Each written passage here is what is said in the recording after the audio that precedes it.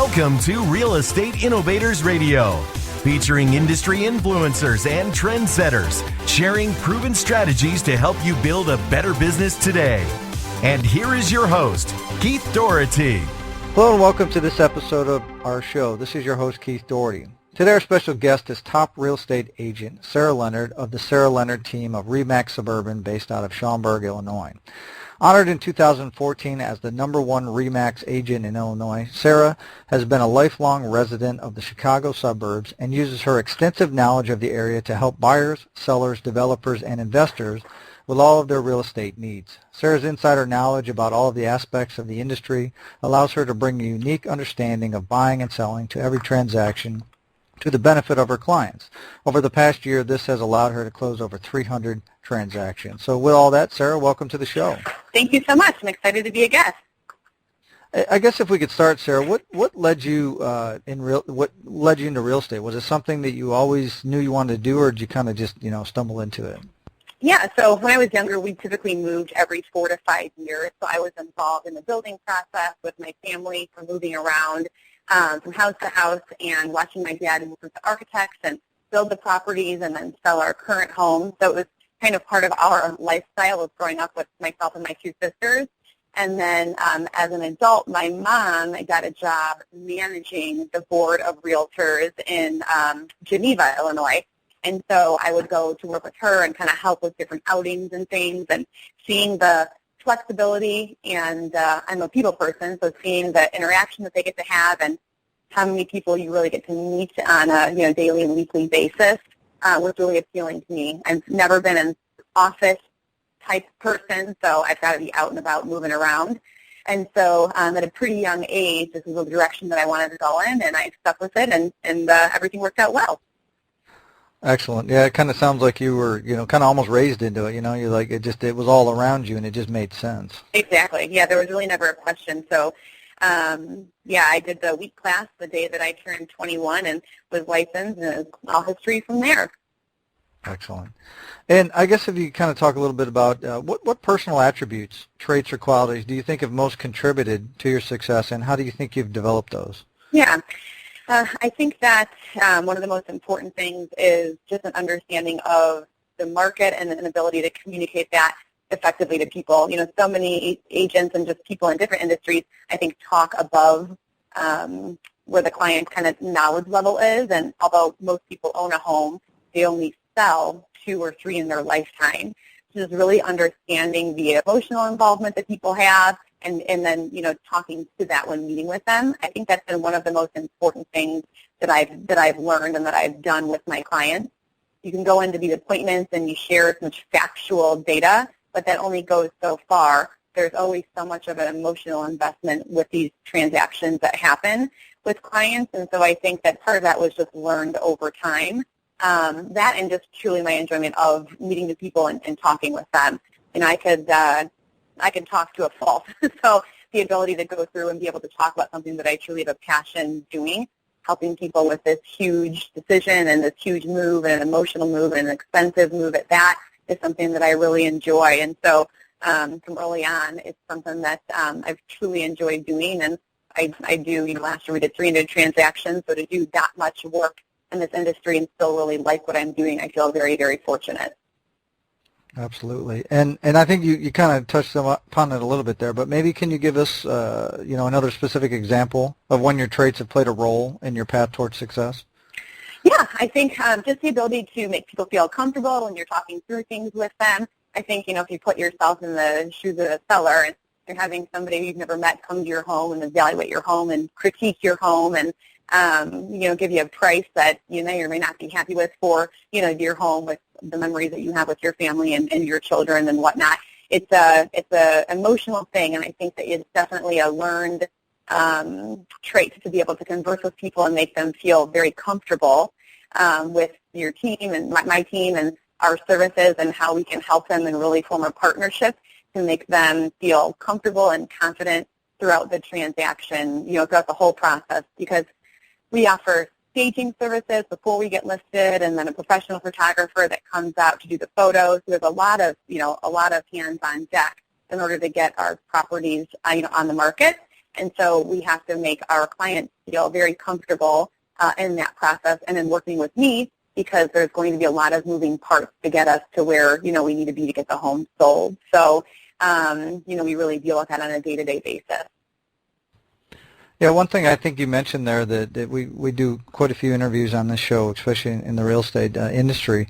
Well, one thing I think you mentioned that's kind of interesting where you have to deal with is, a lot of times people can go in and deal with a standard client, but one thing you mentioned that kind of makes it maybe almost a little bit tougher is that emotional aspect of the home, right? Like you said, there's memories, maybe 20, 30, 40 years in that house, and people put a value on that in their head. Like, well, yes, the house is worth this much, but there's also all this that comes with it. And for you to be able to sit down and understand that and work through it and show them, okay, but, here's what the market will bring based upon, market standards. It's exactly right. And I think the most important thing is how you communicate the information that you have. So I'm not telling you that this is what I think your home is worth. I'm telling you that based on the market statistics and the, sales in your area, that this is what the market will bear. So maybe the timing isn't right for you, but, it's a very sensitive thing to people because they've gone in and spent time and energy and money on doing upgrades or finishes or different things that was specific to their family and their taste and their liking. Then I'm going to come in and bring in other buyers who are going to come in who may or may not like those things, or things that may or may not add value, to the new buyer.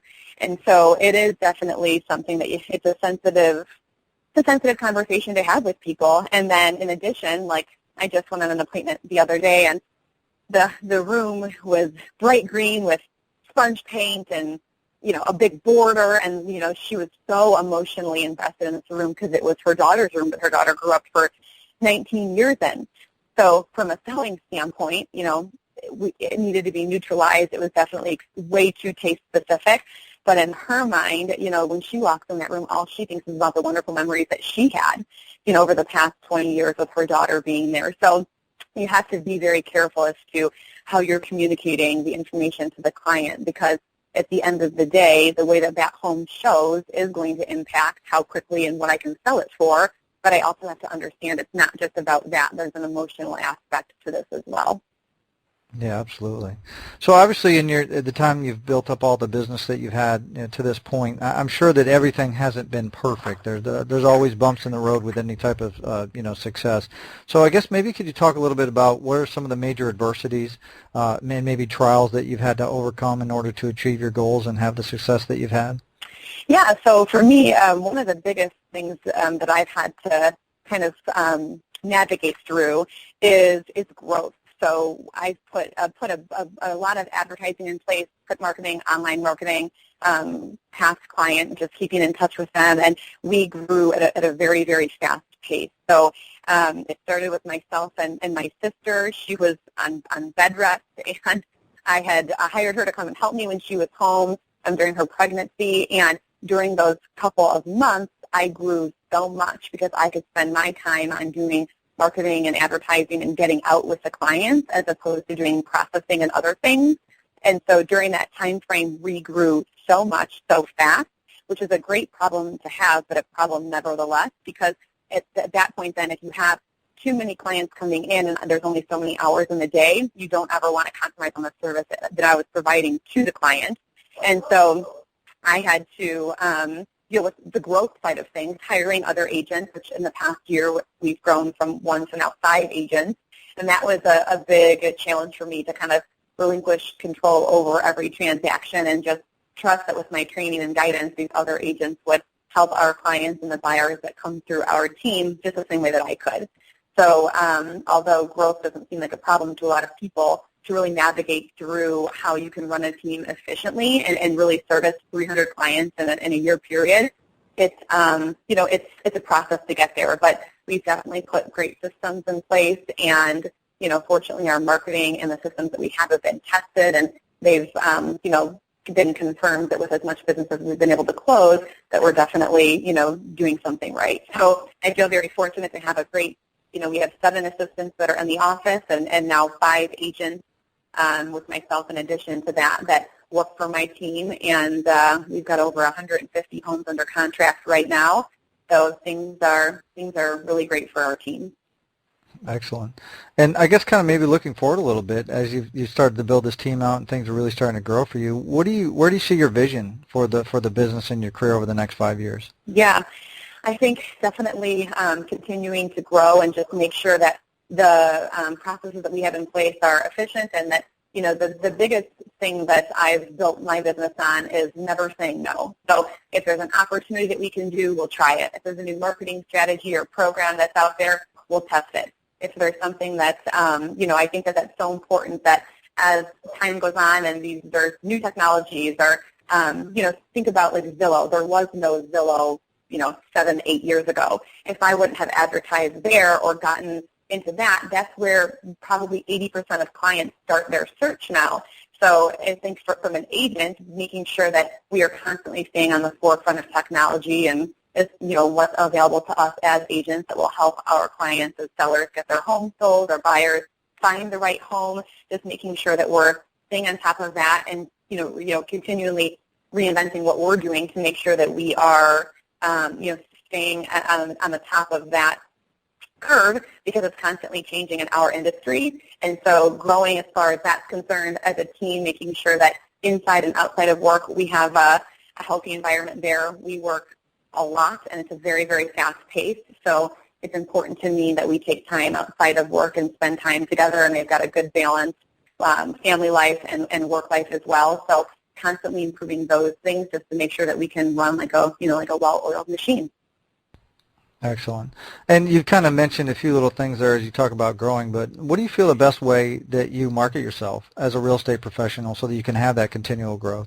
Yeah, I think there's kind of a twofold question. I think one way is online marketing. So many millennials start their search online, and they're doing all their research there, which is wonderful, so they're able to feel really educated before actually starting this process, which is an overwhelming process to, you know, look for your first home, or even selling your home and moving up in terms of your second property. So the fact that we are able to be found online and share that knowledge with clients before they even meet us, I think is great. And then the second is just making sure that we're staying in touch with our past clients and their, you know, our spheres of influence. And so that's something that we've really enjoyed doing. You know, I meet these clients and you work with them in this huge transaction, and there's definitely a strong connection that we have with a lot of them. And so keeping in touch with them, we do client parties. In May, we're doing a ladies' night where a bunch of our clients are coming out to get our nails done and go have, you know, have some wine and dinner. And so I think that marketing ourselves to the community of people who are starting this process, but then again keeping in touch with our past clients and making sure that we're there as a resource for them are ways that are helping us, you know, grow and just maintain those relationships, which is so important. Excellent. And I think sometimes there's a lot of misconceptions, especially when it comes to real estate and agents. I think from the standpoint of, you know, the barrier to entry seems pretty easy. I think people seem to think that they can jump right in and it's going to be easy. Also on the other side, I think too, when from maybe even a homeowner standpoint, you know, a lot of them think that they can, I can just put a sign up. Maybe it's a seller's market. I'll just put a sign up and sell my house. But there's a lot of other things that go, you know, behind the scenes when it comes to that. So I guess what do you think the biggest misconception or myth that people have about working with a real estate agent is? Yeah, I think that there's the biggest misconception is just exactly what you said, that this process is easy, and it's not. You know, when you list a house for sale, there's so much that goes into it. You know, when you look at what it takes for our listings to get sold, it's not just going in, taking pictures, and putting a sign in the yard. We do staging. You have to present the home, you know, in the right light to the right people, make sure that the correct information is highlighted, you know, marketing it to the school districts, making sure that the people who will appreciate the property and what it has to offer have the information readily available once that home becomes ready to purchase. And so there's so many things that have to happen in order for that to take place. When the appraisal happens, making sure that you're working for your client and providing the right data to that appraiser. Because if there's, you know, and right now the market's certainly in a stable place, but there are still some distressed sales. There are still some sales that are, you know, lower than, in my opinion, what they should be. So it's my job to try and maximize what the client's able to get for their home, which entails us putting together a report for these people. We, you know, have an Excel document where we're able to kind of navigate through and hopefully eliminate some of the lower sales in certain neighborhoods to maximize what our clients can get when they sell with us. So there's so many different pieces that have to line up for everything to go just to get from contract to closing. And I don't think that people really understand that until they go through it. And so there's the inspection, there's a survey. I mean, there's so many moving parts. And so the service that we provide to clients is that, it's our job to have them feel as the least amount of stress as possible. So, we do this stuff ahead of time, like the staging and getting the house ready to go, to minimize how long they're going to have to show their home for, because it's not a fun process putting your home on the market, having people track through your home, leaving for the showings, getting the critiques. It's just an exhausting time for people. And so we have all these systems in place to minimize that stress for them, but I don't think until you go through it that you really realize what all is involved.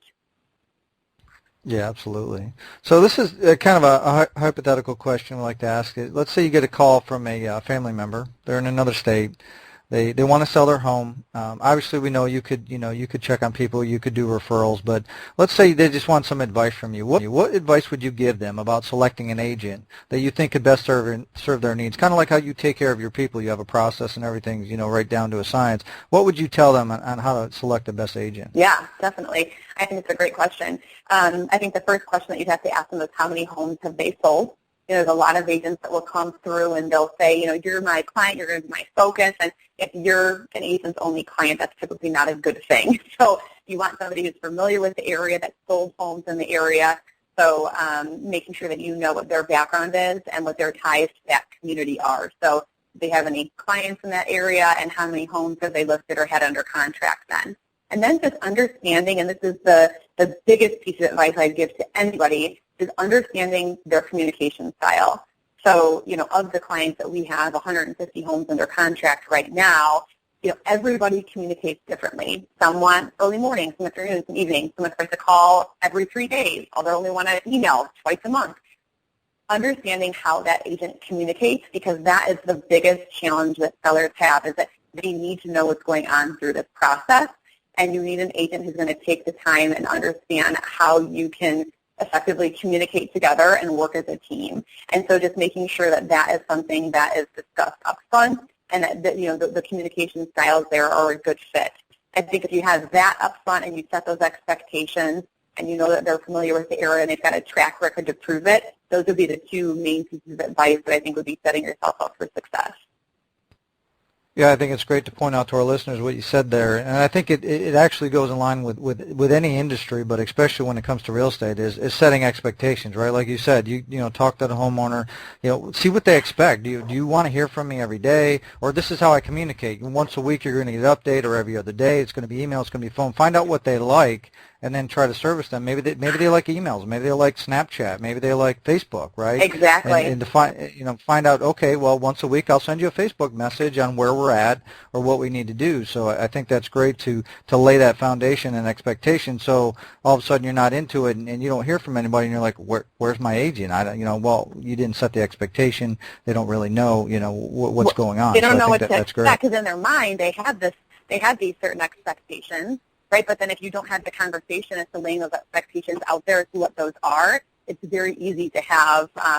It's very easy to get off on the wrong foot, and so I think It's so important to have that. And I learned that so quickly as my team grew. I'm not going to be sitting there filling out your paperwork. I'm not going to be the one taking your pictures. I'm not going to be the one calling for feedback from your showings. My time is not best spent doing that.